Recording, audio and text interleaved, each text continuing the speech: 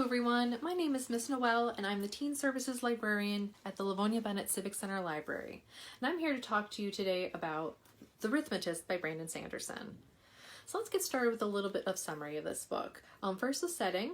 This takes place in a Victorian era spring punk, not steampunk world where the United States has been broken up into a bunch of isles. It looks like this. And the magic system here revolves around geometry and chalk, and the magic users, called Rithmatists, use chalk. They draw lines and curves and symbols and figures and bring them to life with their magic. Rithmatists' primary goal is to protect the United Isles from wild chalklings, which are chalk figures that are not under the control of a Rithmatist. And so they go to school at one of the 8 schools across the country, and then when they graduate, they spend 2 years fighting on the front against wild chalklings to save the Isles. So our story actually takes place at one of the Rithmatic schools, and that's where we meet our main characters.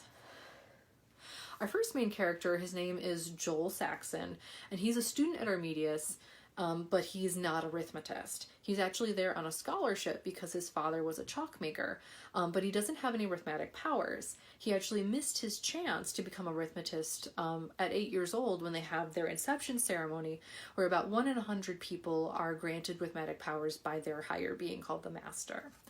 And so Joel doesn't have Rithmatic powers. He really wants them though. He's absolutely passionate about Rithmatics, and he drops in, eavesdrops on Rithmatic classes, and he becomes an assistant to a professor in hopes of gleaning any knowledge that he can. The professor that he assists, his name is Professor Fitch, and he is absolutely brilliant, and he is tutoring another student called Melody and lets Joel sit in on those classes even though he doesn't have the powers. Melody is a student who is from a rich family and has a lot of expectations placed on her, but she doesn't really like Rithmatics. She likes drawing and is really good at creating chalklings, but the geometry side, the angles and lines and circles that Joel is really good at, she's not.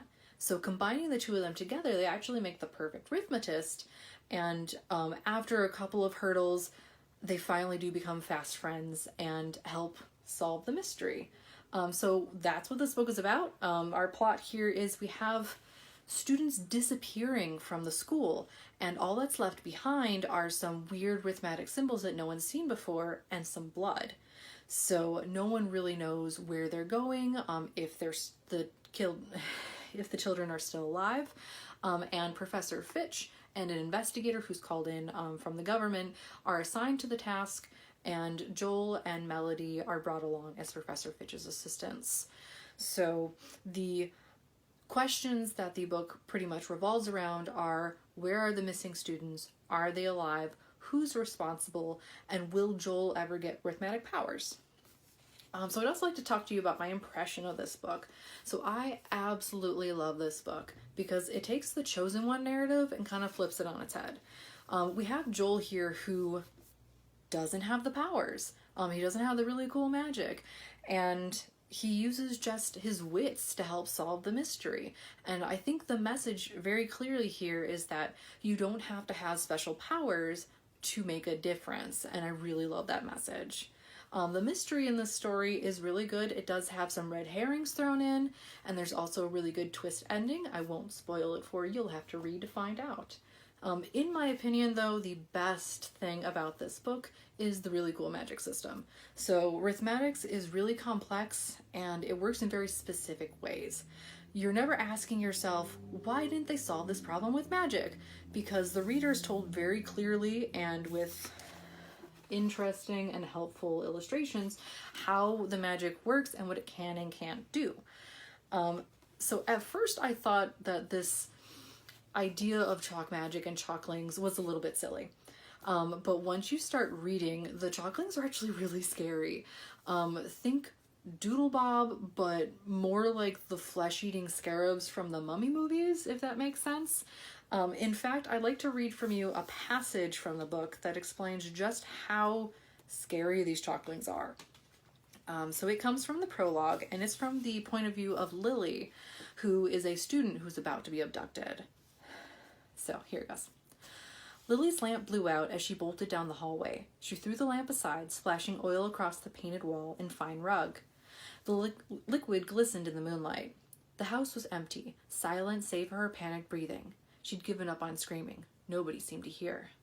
She burst into the living room, then stopped, uncertain what to do. Desperation pushed through her terror. She shoved aside the rocking chair in the middle of the room and hurriedly rolled up the rug so she could get to the wooden floor. She reached into the pouch tied to a loop on her skirt and pulled out a single bone-white length of chalk. She set the tip of the chalk against the ground and began to draw a circle around herself. Her hand shook so much that the line was uneven. Professor Fitch would have been quite displeased to see such a sloppy line of warding. She laughed to herself. A desperate sound. More of a cry. Scratching. Lily snapped her head up, looking down the hallway at the door leading to the street. A shadow moved beyond the door's clouded window plate. The door rattled. "Oh, master," she found herself whispering. "Please, please." The door stopped rattling.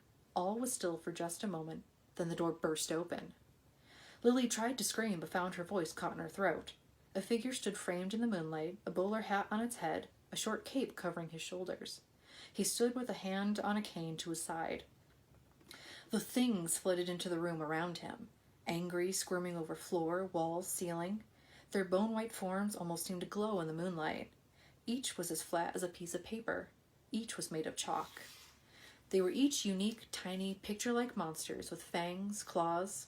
They made no noise at all as they flooded into the hallways, hundreds of them, shaking and vibrating silently as they came for her. Lily finally found her voice and screamed. So that is Brandon Sanderson's The Rithmatist. And if you're looking for a book with a really cool magic system, an engaging mystery, and a great message, this is for you. Happy reading.